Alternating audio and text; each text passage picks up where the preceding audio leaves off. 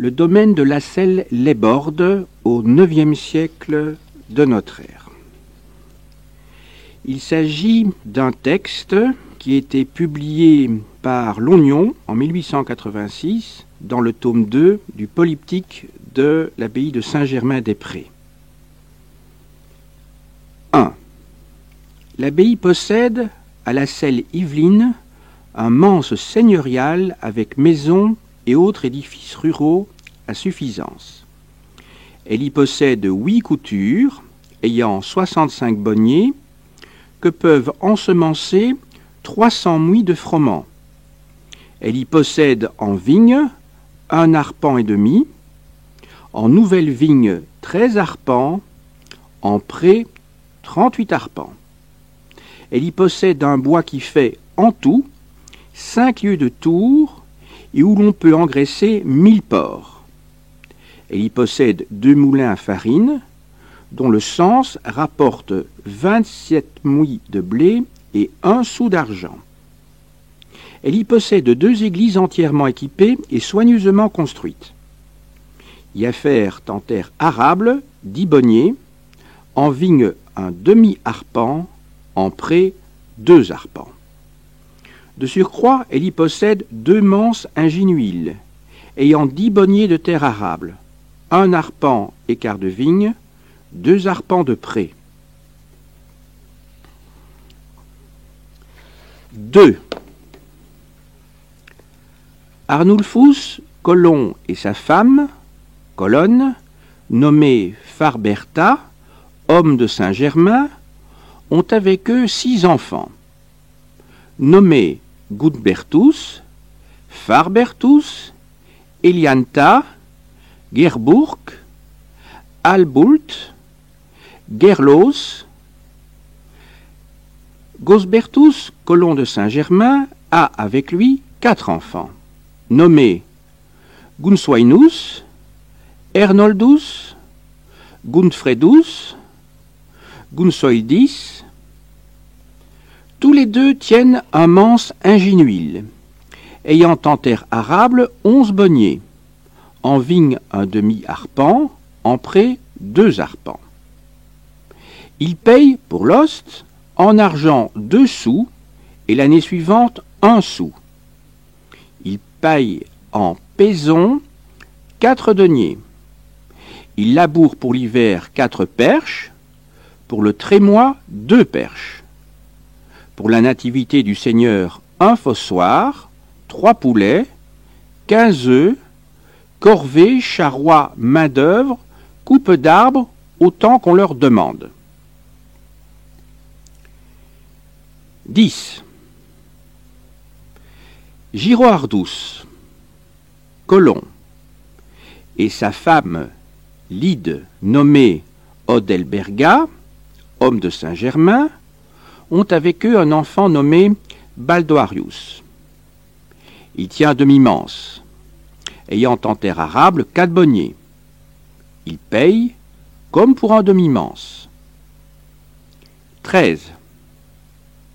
Grimboldus, colon, et sa femme Colonne, nommée Adelindis, homme de Saint-Germain, ont avec eux 6 enfants nommés Grimoldus, Idemarius, Grimberga, Aldeldis, Hadena, Erlindis.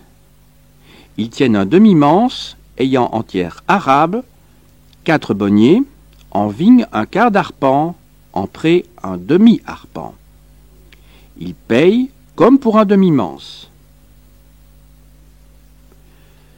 Widemundus, colon, et sa femme Colonne, nommée Winetildis, homme de Saint-Germain, ont avec eux 2 enfants nommés Wildreboldus, Framberta. Ils tiennent un manse ingénuile, ayant en terre arable 7 bonniers et 2 ansanges, en pré 1 arpent. Ils payent pour l'ost en argent 2 sous, l'année suivante 1 sou, la 3e année un porc gras valant 1 sou. Ils labourent pour l'hiver 4 perches, pour le trémois 2 perches, corvée, charroi, main-d'œuvre, coupe d'arbres, autant qu'on leur demande. 3 poulets, 15 œufs. 42. Hermarus et sa femme, Colonne, nommée Salvia, homme de Saint-Germain, ont avec eux 2 enfants nommés Artmarus, Gostrudis. Ils tiennent un manse ingénuil ayant en terre arable 7 bonniers, en vigne un quart d'arpent, en pré un arpent. Même redevance que pour un manse. 47. Nadalfredus, esclave et sa femme Colonne, nommés Radoïs, homme de Saint-Germain, ont avec eux 5 enfants nommés Constantinus, Adalbrook, Nadalia, Radoïlt, Radberga. Ils tiennent un manse ingénuil, ayant en terre arable 8 bonniers, en vigne 2 parts d'arpent, en pré 2 arpents. Même redevance. 48. Léodoardus, esclave de Saint-Germain, tient un manse ingénuil ayant en terre arable 10 bonniers, en pré un demi-arpent. Même redevance. 60. Vasco, colon de Saint-Germain, tient un manse ingénuil ayant en terre arable 5 bonniers, en pré un arpent. Même redevance. 62. L'abbaye possède à la selle Yveline 53 manses ingénuiles qui payent chaque année pour l'ost ou 1 char ou 6 bœufs ou en argent 78 sous et de péson 10 sous. Et de ces mêmes manses, il y en a 22 qui payent la 3e année, 22 porcs gras et 30 fossoirs, 160 poulets, 800 œufs. Il y a en tout, tant occupés que vides, 70 manses. Commentaire. Le monde carolingien, essentiellement rural, nous a laissé un certain nombre de documents d'une exceptionnelle importance, les polyptyques. Leur nom, d'origine grecque, veut dire « plier plusieurs fois sur lui-même » et désigner des registres de cadastre ou des livres d'impôts au 5e siècle. Mais à partir du 8e siècle, en Occident, ils sont essentiellement des descriptions de biens immobiliers d'une église, voire d'un seigneur, domaine par domaine. Parmi ces polyptyques, Saint-Bertin, 848, Saint-Rémy de Reims, 861, Prume, 897, le plus célèbre et le plus complet est celui de Saint-Germain-des-Prés, rédigé entre 825 et 829 sous la direction de l'abbé Irminon et édité au XIXe siècle par Guérard. Les biens de l'abbaye, plusieurs dizaines de milliers d'hectares, s'étendaient surtout dans le Parisis, également sur l'Anjou, le Blésois, le Chartrain, l'Orléanais, le Sénonais, etc. Le polyptyque est divisé en chapitres. Bref, chacun consacré à un domaine. Le texte, proposé ici, nous décrit ainsi le domaine de la selle Yveline. Ce domaine comprend un manse seigneurial avec ses bâtiments, 65 bonniers de terre en 8 coutures, 1 arpent et demi de vigne, 13 de nouvelles vignes, 38 de prés, une forêt de 5 lieues de tour pour 1000 porcs, et 2 moulins rapportant 27 muids de blé et 1 sou d'argent. 2 églises avec 10 bonniers de terre, un demi-arpent de vigne, 2 de prés, plus de manses ingénuiles de 10 bonniers avec un demi-arpent de vigne et 2 de prés. 70 manses dont certains sont vides, et 53, tous ingénuiles mais parfois divisés en demi-manses, occupés par des tenanciers au nom germanique, de condition colonne, Lide ou Serville, qui payent pour leurs terres, vignes ou prés, chacun, pour l'ost 2 sous d'argent, 1 an sur 3 et 1 sou l'année suivante. Qui doivent labourer l'hiver 4 perches, le trémois 2 perches, fournir 3 poulets et 15 œufs et à la demande, faire les corvées, charrois, coupes d'arbres, aides manuelles. 30 d'entre eux payent en plus 4 deniers de péson et fournissent un fossoir. 22 autres livrent un porc gras la 3e année. La superficie des manses varie de 5 à 11 bonniers et chacun nourrit de 1 à 13 personnes. Il nous est ainsi possible d'étudier la structure du domaine. Réserve exploitée sous la direction du propriétaire et manses confiées à des tenanciers. La nature des redevances et la situation des hommes qui y vivent. Au sujet du domaine, une remarque préalable s'impose. Cette division en 2 groupes de manses, aux redevances différentes, cette réserve comprenant 2 églises, 2 moulins à farine, etc., l'étude du toponyme actuel, la selle évoquant un prieuré de l'abbaye et les maisons groupées autour, et les bordes évoquant un certain nombre de petites exploitations agricoles, qui suggèrent que le village s'est formé par réunion de 2 hameaux, et le fait que ces hameaux existent encore et sont séparés par environ 1 kilomètre, tout cela amène à penser qu'il y avait probablement, à l'origine, 2 domaines distincts que les moines, avant le IXe siècle, avaient déjà fusionnés en une seule villa. Le manse seigneurial, la réserve, semble avoir ses bâtiments en bon état. Il comporte des coutures, c'est-à-dire des grandes pièces de terre, ici de 8 bonniers en moyenne, soit 10 hectares. Dans le domaine de Verrières, 4 coutures totalisent 257 bonniers. On y cultive la céréale des riches, consommée par les moines, le froment. La semence est claire. Si les 156 hectolitres sont pour le total, soit 2 hectolitres à l'hectare, mais peut-être un tiers seulement des coutures sont en froment s'il y a rotation triennale. On note que cette terre défrichée depuis quelque temps, puisqu'elle porte déjà du froment, les vignes peu importantes, malgré le gros effort récent, les prés fournissant du foin pour la stabulation hivernale des bovins nécessaires aux charrois signalés plus loin, ont une très faible étendue par rapport au bois. Une forêt ronde de 5 lieues gauloises de tour a une superficie d'environ 10 km², soit 1000 hectares. La proportion d'un porc à l'hectare est un peu forte. Généralement un porc pour 3/4 d'hectare. Surtout dans des feuillus où glands et faines sont abondants. On peut admettre soit que le chiffre donné est global et que sur une telle superficie le décompte est approximatif, soit que la forêt, qui n'est probablement pas ronde, ne couvre en fait que 700 à 800 hectares. Les moulins, gros investissements à la portée du seul propriétaire, sont peut-être à eau. Ils sont vraisemblablement tenus par des domestiques, insensés et d'un rapport modique. La semence de 4 à 6 bonniers et 1 sou, le prix d'un seul porc. Les églises ont une dotation de terre normale pour que les prêtres puissent exercer leurs fonctions. Elle doit en principe être de 12 bonniers. On note cependant que la moitié de ces terres fait partie intégrante de la réserve, donc doit être cultivée soit par les esclaves de la familia, soit par les redevances en travail de la manse des tenanciers. L'autre moitié est constituée par 2 manses, avec peut-être leurs tenanciers.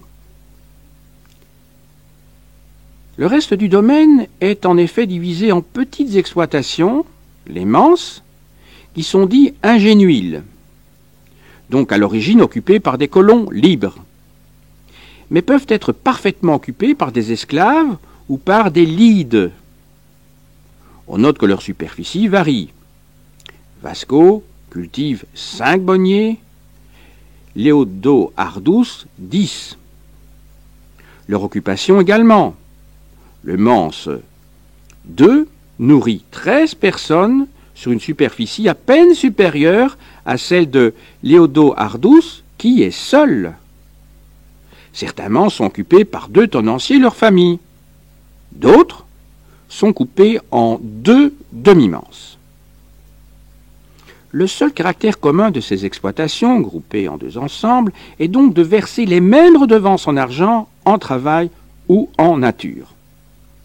Pour l'ost, service de guerre, l'abbaye doit fournir à l'armée l'hostilicium, chariots et bœufs, ou des outils et aliments, vin, porc, c'est le carnaticum. Elle répercute ses fournitures variables sur ses mans sous forme de redevances fixes, rachetables. La conclusion montre que l'hostilicium est racheté. La paisson de 4 deniers est le droit payé par le tenancier pour envoyer ses porcs paître dans la forêt de la réserve. Une partie du travail des tenanciers sert à exploiter la réserve suivant le système de l'ensange.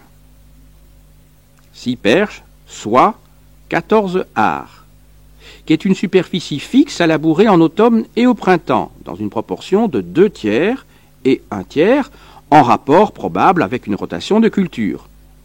Trémois désigne la céréale plantée au 3e mois de l'année, ou mettant 3 mois à pousser, c'est-à-dire l'avoine. Les 70 manses théoriques ne cultiveraient donc que 980 arts, soit moins de 10 hectares, et les 53 effectifs, moins de 7 hectares et demi sur les 40, moitié ou 54, 2 tiers de la réserve ensemencée chaque année. Le reste des coutures est alors cultivé par les esclaves domestiques, mais aussi par les corvées à merci. Travail de la terre au gré de l'intendant, complété par la main-d'œuvre, clôture des champs, réparation des bâtiments, rentrée des fruits, sarclage, battage, etc. Et les charrois, vin, foin, farine, fumier, terre, etc. Ce qui suppose pour chacun des bêtes de trait. Les coupes d'arbres rappellent l'exploitation forestière. On note que le travail de la vigne, frappant généralement les tenures serviles, n'est pas ici réclamé. Et d'ailleurs, la vigne de la réserve est bien petite. Parmi les redevances en nature, celles des œufs, poulets, porcs, pour ceux qui payent la paisson, sont normales. Les fossoirs, livrables à la Noël, sont en revanche déroutants. S'agit-il d'outils, pioche, sens normal, réclamés pour l'ost, sape, tranchée, siège, en remplacement du carnaticum. Mais alors, pourquoi ne pas les livrer à Pâques? Doit-on alors donner au mot fossorius un sens rare, mais attesté encore en Pologne au XIVe siècle, celui de porc fouisseur, normalement livré à la Noël et par les manses qui, précisément, payent la paisson? Autre énigme plus importante. Beaucoup de manses, 17, soit un quart du total, sont vides. Cela ne veut pas dire que leurs terres ne soient pas exploitées, car les esclaves de la réserve ou les tenanciers voisins le font peut-être. Mais qu'elles n'ont pas de possesseurs à demeure, à une époque où les ravages des guerres ou des Normands ne sont pas encore survenus et où beaucoup de manses voisins sont déjà surpeuplés ou divisés en demi-manses. Y a-t-il eu disette ou abandon de terres mal défrichées? Notons au passage l'intérêt de la récapitulation finale. Malgré quelques fautes de calcul, par les renseignements qu'elle nous donne et qui n'apparaissent pas dans le texte. Pour les statuts juridiques des tenanciers, il faut rappeler que le colon, en principe libre, est attaché à la terre qu'il ne peut quitter sans risquer l'esclavage.